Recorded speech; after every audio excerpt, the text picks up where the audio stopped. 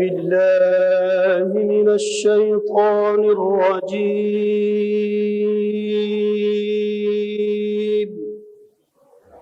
بسم الله الرحمن الرحيم.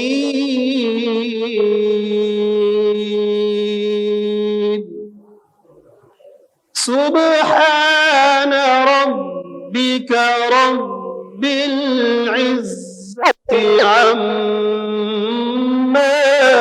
يصفون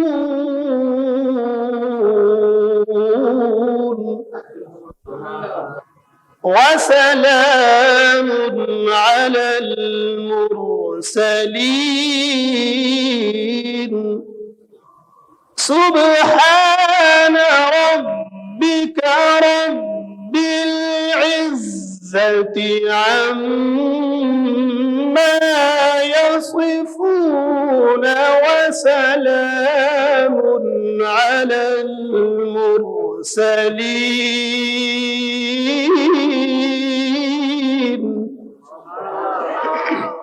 والحمد لله رب العالمين.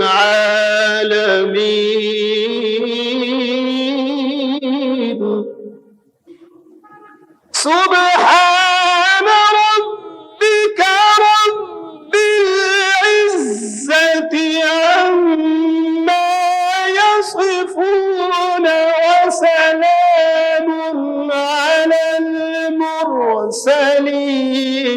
والحمد لله رب العالمين.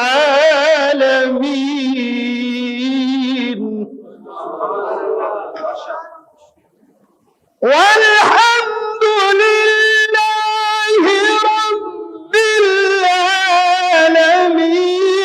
بسم الله الرحمن الرحيم.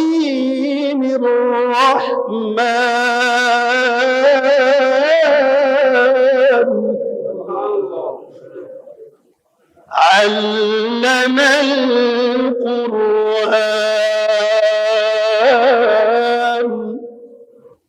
خلق الإنسان علمه البيان.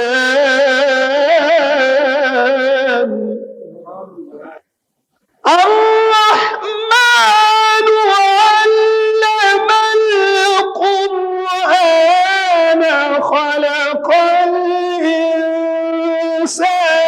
علمه البيان.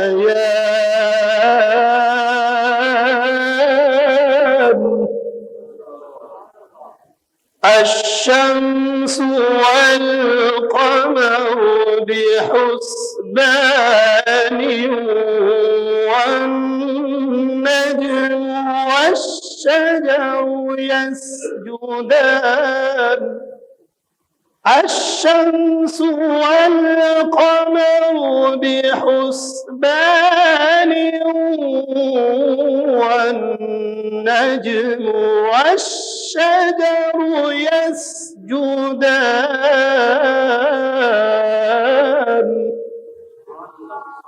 والسماء رفعها ووضع الميزان ألا تطغوا في الميزان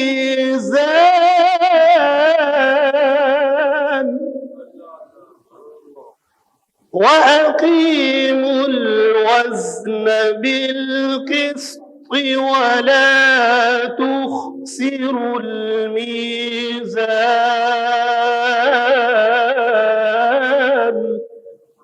والأرض وضعها للأنام فيها فاكهة والنخل ذات الأكمام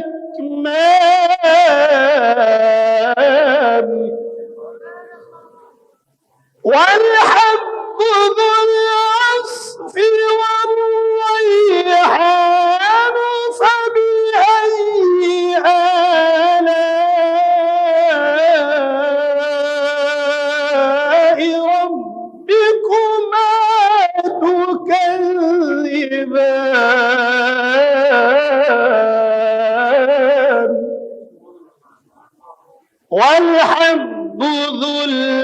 العصف والريحان فبأي آلاء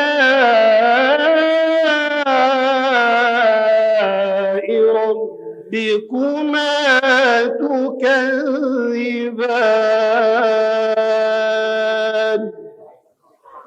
صدق الله العظيم.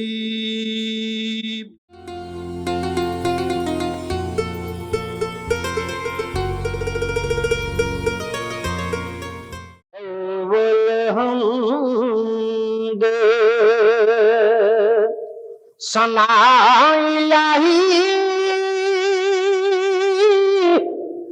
اول حمد ثنا الہی جو مالک ہر اس دا نام چتر والا کسے میدان نہ ہر دا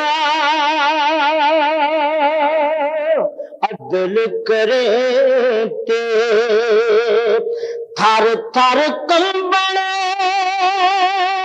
اچیا شاناں والے فضل کرے تے بخش جام او میں ورگے کالے فضل کرے تے بخش جام او میں ورگے کالے جو میں وکھاں عملاں والے تے کچھ نہیں میرے پلے جو میں وکھاں عملاں والے تے کچھ نہیں میرے پلے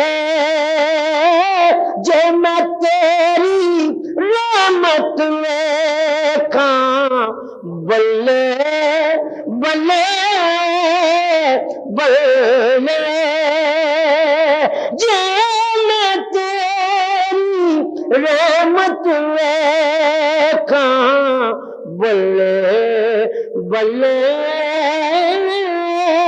بلے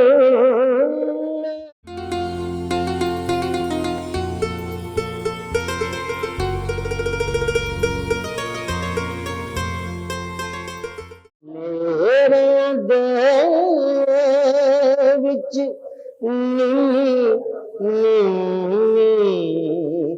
لو دے نادا ایک وکھری خوشبو دے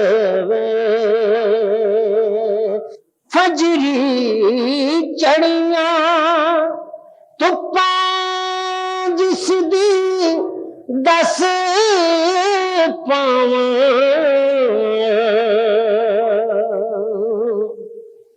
شامی ٹھنڈی وایو دی کنسو دے میں ڈاڈا محتاج اودی رحمت دا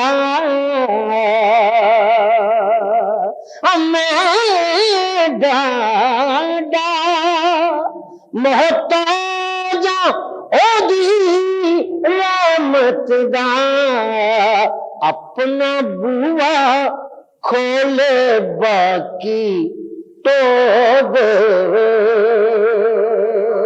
اپنا بوا کھولے باقی تو دے کوئی اتنا اوری مہر عنایت دان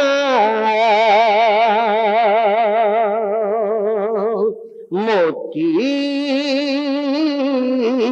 کچیاں تنداں وچ پرو دے موتی کچیاں تنداں وچ پرو دے میرے دے وچ نیمی نیمی لو دے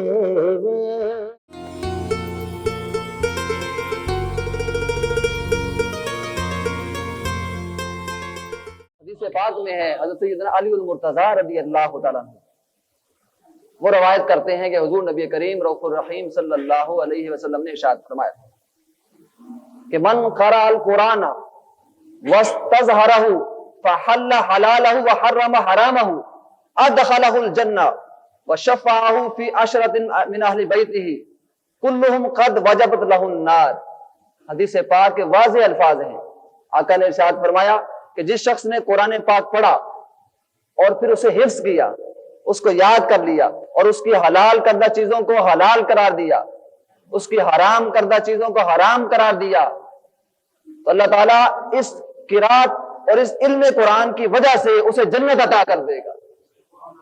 اس کا اتنا درجہ اور مقام ہے کہ صرف قرآن پاک کو پڑھنا، اس کو حفظ کرنا، اس کو یاد کرنا، اللہ تعالیٰ نے فرمایا یہ جو قرات ہے اور اس کے بعد پھر اس پر عامل ہو جائے، عمل کرنا شروع کر دے، تو اللہ تعالیٰ فرماتا ہے کہ میں اسے جنت عطا کر دوں گا۔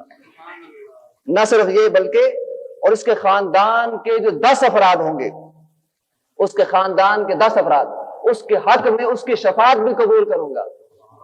تو حافظ قرآن کی یہ شان ہے، عامل قرآن کی یہ شان ہے کہ نہ صرف وہ خود بخشا جاتا ہے بلکہ اپنے خاندان کے 10 افراد کو باقاعدہ اس کی سفارش کرتا ہے، ان کو بخشواتا ہے، اس کی شفاعت ہوتی ہے۔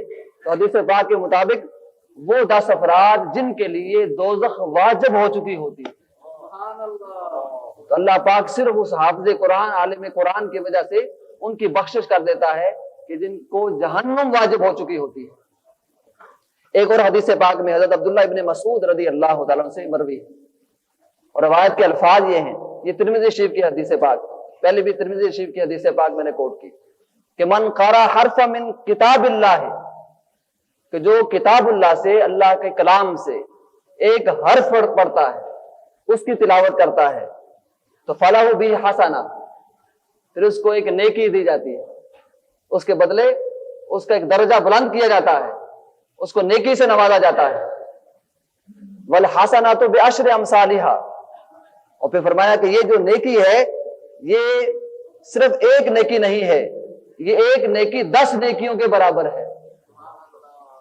عام نیکیوں کے مقابلے میں یہ نیکی قرآن پاک پڑھنے والی، تلاوت کرنے والی 10 نیکیوں کے برابر ہے۔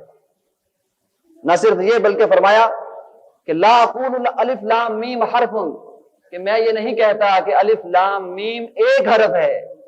حضور نے فرمایا کہ یہ ولکن الف حرف، الف الگ حرف ہے، ولام حرف، لام الگ حرف ہے، ومیم حرف، اور میم الگ حرف ہے۔ اس کا مطلب یہ ہوا کہ جو شخص صرف الف لام میم پڑھتا ہے، صرف الف لام میم پڑھنے سے 30 نیکیاں کما لیتا ہے۔ اور پھر حدیث پاک میں حضرت عثمان ابن عفان رضی اللہ تعالیٰ عنہ سے مروی ہے، آقا حضور نبی کریم صلی اللہ علیہ وسلم نے یہ بھی ارشاد فرمایا کہ خیرکم من تعلم القرآن وعلمہ، کہ تم میں سے سب سے بہتر وہ شخص ہے کہ جو قرآن پاک سیکھے اور آگے سکھائے، آگے اس کا ابلاغ کرے، سب سے بہتر وہ شخص ہے۔ ہمیں بہتری کی طرف گامزن ہونا چاہیے۔ سب سے بڑی خدمت اس وقت قرآن پاک کے حوالے سے وہ اس کو پڑھنا ہے اور آگے اس کا ابلاغ کرنا ہے۔ اور حضرت ابو ذر رضی اللہ تعالیٰ عنہ سے مروی ہے، وہ فرماتے ہیں کہ ایک مرتبہ حضور نبی کریم صلی اللہ علیہ وآلہ وسلم نے فرمایا کہ یا ابا ذر لان تغدو فتعلم آیت من کتاب اللہ، فرمایا کہ اے ابو ذر بے شک تم صبح کو جا کر اللہ تعالیٰ کی کتاب کی ایک آیت سیکھ لیا کرو۔ اور پھر فرمایا کہ یہ جو تم آیت سیکھو گے، صرف ایک آیت صبح جا کر سیکھ لیا کرو، تو کیا ہوگا؟ خیر لک من ان تصلی 100 رکعت، حضور کا ارشاد مبارک ہے یہ تمہارے لیے 100 رکعت نماز پڑھنے سے بہتر ہے۔ قرآن پاک کی ایک آیت کو سیکھنا یہ 100 رکعت نفل پڑھنے سے کہیں زیادہ بہتر ہے۔ یہ جو ایک آیت ہے اس کے سیکھنے کے اتنا درجہ اور مقام ہے، تو قرآن پاک اگر ایک باب سیکھ لو اس کا درجہ اور مقام کیا ہے؟ عمل بہ او لم یعمل، اگر تم اس پر عمل کرو یا نہ کرو یہ الگ بات ہے، اس کی جزا و سزا الگ ہے، عمل کرنا نہ کرنا الگ بات ہے، اگر نہ کرو گے اس کو سزا ملے گی، کرو گے جزا ملے گی، یہ الگ معاملہ ہے۔ صرف پڑھنے کی اتنی فضیلت ہے، اتنی شان اور عظمت ہے، آقا کا یہ فرمان ہے اگر تم اس باب کو سیکھ لو، قرآن کے ایک باب کو، تو فرمایا اس کا درجہ کیا ہے؟ خیر من ان تصلی 1000 رکعت، 1000 رکعت نفل پڑھنے سے کہیں زیادہ بہتر قرآن باب کے ایک باب کو سیکھنا ہے۔ اور ایک حدیث پاک میں حضرت ابن عمر رضی اللہ تعالیٰ عنہ وہ کہتے ہیں کہ حضور نبی کریم صلی اللہ علیہ وسلم نے یہ بھی ارشاد فرمایا، ان الذی لیس فی جوفہ شیء من القرآن کالبیت الخرب، حدیث پاک کے الفاظ یہ ہیں کہ وہ شخص جس کے دل میں قرآن کریم کا کچھ بھی حصہ نہیں ہے تو وہ ویران گھر کی طرح ہے۔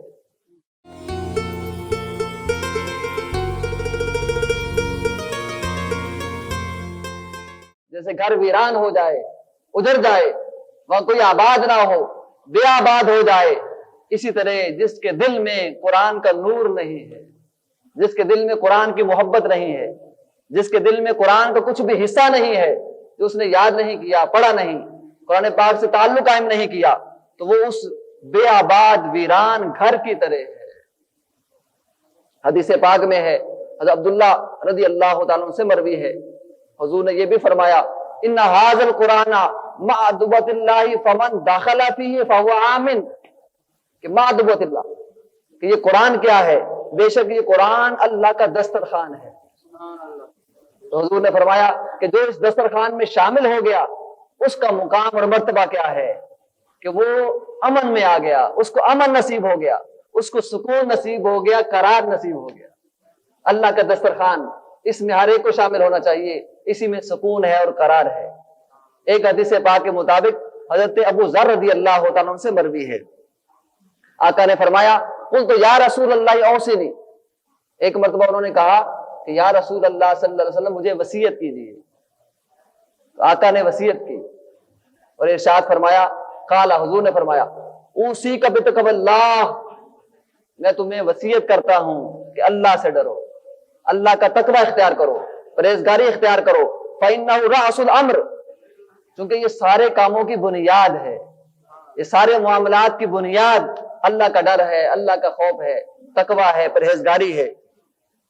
قلت یا رسول اللہ زدنی، میں نے عرض کیا یا رسول اللہ صلی اللہ علیہ وسلم کچھ اور بھی وصیت کیجئے، تو قال علیک بتلاوت القرآن، حضور نے فرمایا تم تلاوت قرآن کیا کرو، قرآن پاک کی تلاوت کیا کرو، وذکر اللہ، اللہ کا ذکر کیا کرو، فإنہ نور لک فی الارض، چونکہ یہ زمین میں اللہ کا نور ہے۔ تو قرآن پاک کو جو اللہ کا ذکر ہے اس کو حضور نے اللہ کا زمین میں نور قرار دیا ہے، کہ جو نور حاصل کرنا چاہتا ہے وہ قرآن کی تلاوت کرے، قرآن پاک سے تلاوت کا تعلق قائم کرے، قرات کا تعلق قائم کرے۔ اور پھر فرمایا دخر لک فی السماء، زمین میں اللہ کا نور ہے اور تمہارے واسطے یہ اجر و ثواب اور ذخیرے کا باعث ہے۔ لہذا یہ انسان کو کوشش کرنی چاہیے کہ قرآن پاک کے ساتھ عملی تعلق استوار کیا جائے۔ ایک حدیث پاک میں حضرت جابر رضی اللہ تعالیٰ عنہ سے مروی ہے، حضور نے یہ بھی فرمایا، القرآن شافع مشفع، یہ قرآن پاک کیا ہے؟ یہ تو شفاعت کرنے والا ہے اور روز قیامت اس کی شفاعت کو قبول کیا جائے گا۔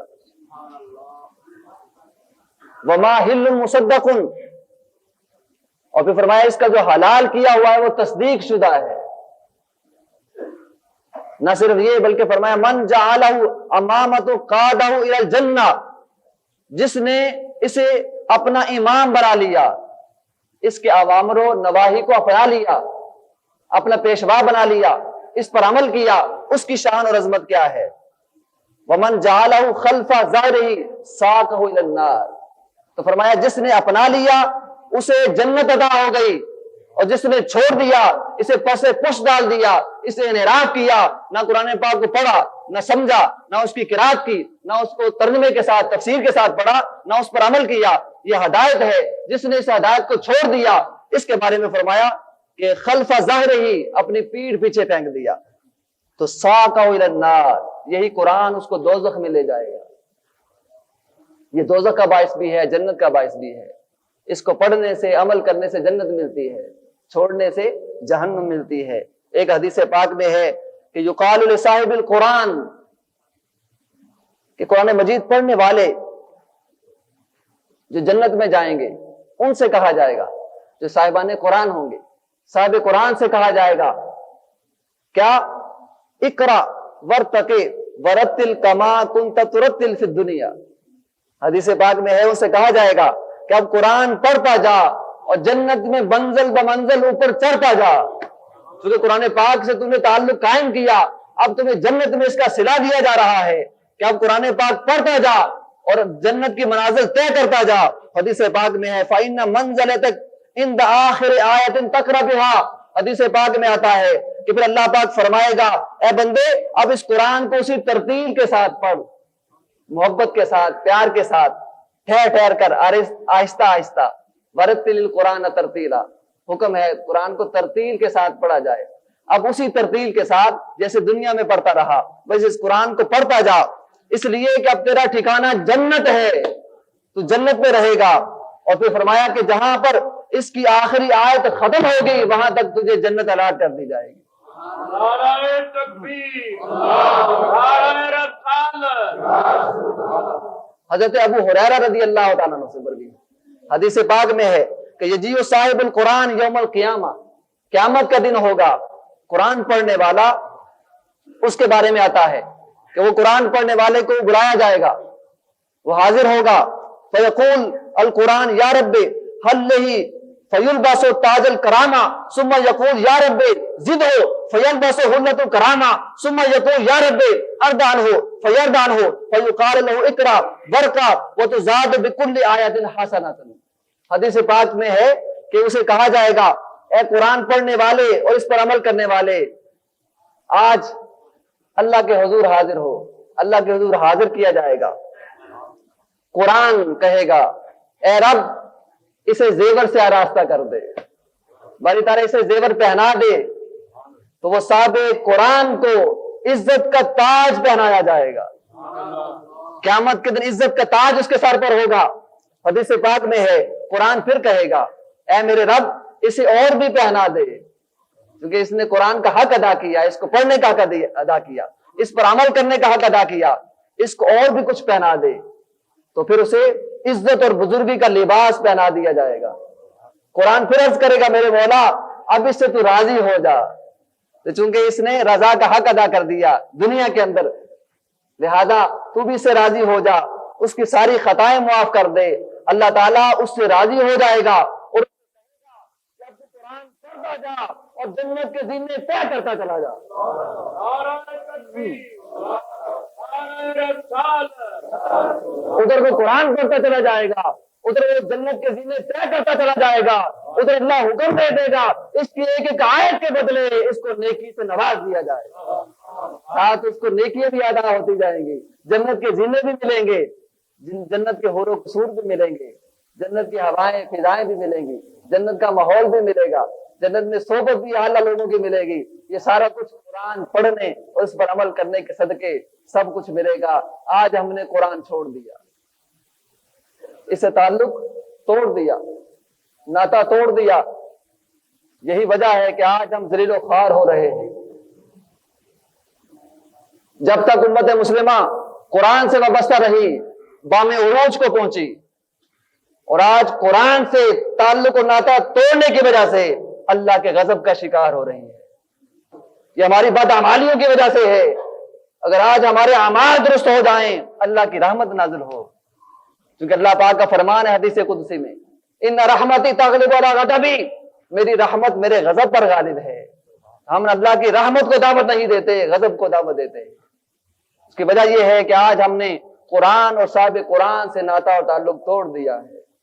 हुजूर ने फरमाया मैं कुरान छोड़े जा रहा हूं और अपनी सीरत, अपना उसबा छोड़े चले जा रहा हूं, अपनी सुन्नत छोड़े चले जा रहा हूं।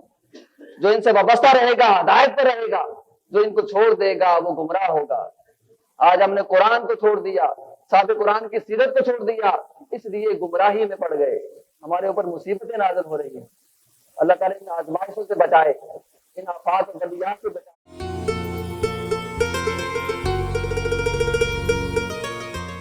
अल्हम्दुलिल्लाह अली ज़ाति समी समाति कबीर शान जलील कद्र नफीस ज़िक्र मुताइल अम्र जलील बुरहान जमील सनाई जजील अताई मुजीब दुआई अमीन इहसान सरील हिसाब शदीद इक़ाब अलीम अज़ाब अज़ीज़ सुल्तान ونشهد أن لا إله إلا الله وحده لا شريك له ونشهد أن سيدنا ومولانا محمدا عبده ورسوله أما بعد فأعوذ بالله من الشيطان الرجيم بسم الله الرحمن الرحيم يا أيها الذين آمنوا استعينوا بالصبر والصلاة إن الله مع الصابرين ولا تقولوا لمن يقتل في سبيل الله أموات بل أحياء ولكن لا تشعرون وقال الله تبارك وتعالى في مقام آخر يا أيها الذين آمنوا إذا نودي للصلاة من يوم الجمعة فاسعوا إلى ذكر الله وذروا البيع ذلكم خير لكم إن كنتم تعلمون فإذا قضيت الصلاة فانتشروا في الأرض وابتغوا من فضل الله واذكروا الله كثيرا لعلكم تفلحون وإذا رأوا تجارة أو لهوا انفضوا إليها وتركوك قائما قل عند الله خير من اللهو ومن التجارة والله خير الرازقين وقال ربكم ادعوني استجب لكم إن الذين يستكبرون عن عبادتي سيدخلون جهنم داخرين بارك الله لنا ولكم ولسائر المسلمين وادعوه إنه هو البر الرب الرؤوف الرحيم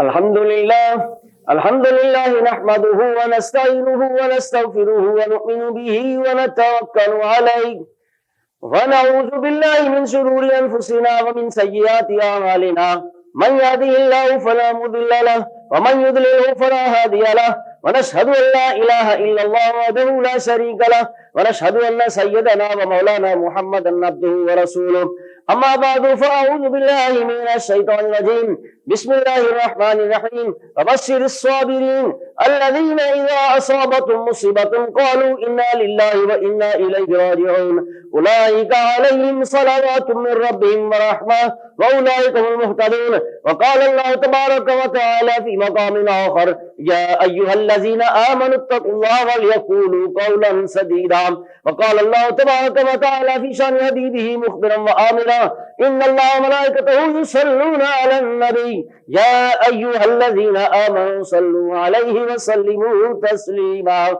اللهم صل على سيدنا ومولانا محمد وعلى آل سيدنا ومولانا محمد وصحبه سيدنا ومولانا محمد وبارك وسلم وصل عليه وقال النبي صلى الله عليه وسلم أرحم أمتي بأمتي أبو بكر رضي الله تعالى عنه وأشدهم في أمر الله عمر رضي الله تعالى عنه وأحياهم عثمان رضي الله تعالى عنه وأقضاهم علي رضي الله تعالى عنه وكرم الله وجهه الكريم وسيد شباب أهل الجنة الحسن والحسين والسيدة النساء أهل الجنة فاطمة وسيد الشهداء حمزة رضوان الله تعالى عليهم أجمعين اللهم اغفر للعباس وولده مغفرة ظاهرة وباطنة لا تغادر ذنبا الله في أصحابي لا تتخذوا من بعدي غرضا فمن أحبهم فبحبي أحبهم ومن أبغضهم فببغضي أبغضهم عباد الله رحمكم الله إن الله يأمر بالعدل والإحسان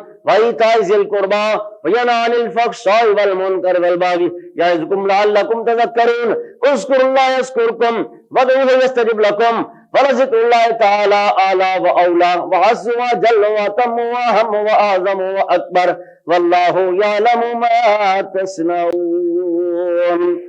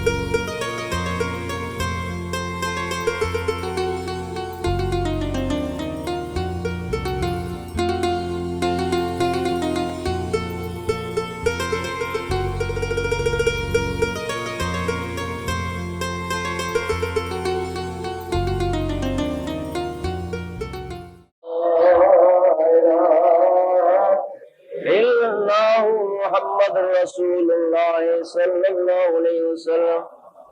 آمین. اللهم صل وسلم على سيدنا ومولانا محمد وآله وأصحابه أجمعين. اللهم أنت السلام ومنك السلام وإليك يرجع السلام. ربنا تقبل دعاء. ربنا اغفر لي ولوالدي وللمؤمنين يوم يقوم الحساب. الہ العالمین ہماری نماز جمعہ کو جماعت مسلمین کے ساتھ قبول فرما. الہی ہماری اس کے اندر ادائیگی میں کوتاہیاں غلطیاں معاف فرما.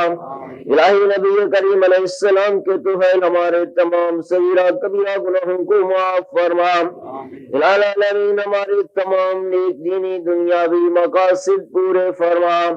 ہماری تمام مشکلات کو آسان فرما.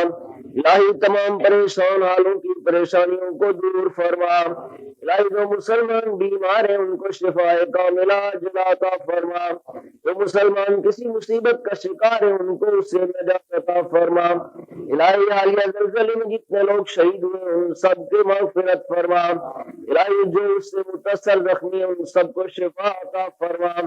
اور جو دوسرے بچ گئے الہی ان کی مشکلات کو آسان فرما. یا اللہ ہم سب کو اجتماعی طور پہ معافی عطا فرما. ہمارے گناہوں پہ ہماری گرفت نہ فرما. الہی نبی پاک کی امت میں ہونے کی وجہ سے ہم تجھ سے رحمت کے طلبگار ہیں. ہم سب پہ رحم فرما. ہمارے تمام دینی دنیاوی حاجات کو پورا فرما. الہی ہمیں دنیا کے ساتھ عقبہ کی فکر بھی عطا فرما. ہمیں قبر کے عذاب سے نجات عطا فرما. حشر کی رسوائی سے نجات عطا فرما. اور جہنم کے عذاب سے نجات عطا فرما. اور سب کو جنت الفردوس میں اعلیٰ مقام عطا فرما. ربنا تقبل منا انك انت السميع العليم وتب علينا انك انت التواب الرحيم. وصلى الله تعالى على خير خلقه سيدنا ومولانا محمد وآله واصحابه اجمعين.